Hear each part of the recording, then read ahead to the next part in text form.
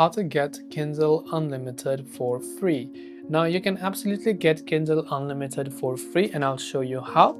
So right through the Kindle itself, once you confirm you're on the home screen, you can simply scroll a couple of steps below and you can see it says try unlimited reading and listening. So when you tap this little learn more button over here, which will take us to this particular page, you can see it will give us 30 days free trial. Now even though this is not a permanent free, you will get it free for at least 30 days, and after 30 days, if you want, you can choose to cancel your membership or renew your membership, but Amazon won't ask you again, so you have to be careful after 30 days before it renews to cancel the subscription yourself. So if you're sure of it, you can always just tap on the join Kindle Unlimited button, or you can get a 2 months deal for 0.99. So either you get 30-day for $0, or you get 2 month for $0.99 and renews at $11.99 a month. So the choice is totally up to you, and you can just tap on it, and you can do the same from your phone by going to Kindle Unlimited page and doing the same in that case.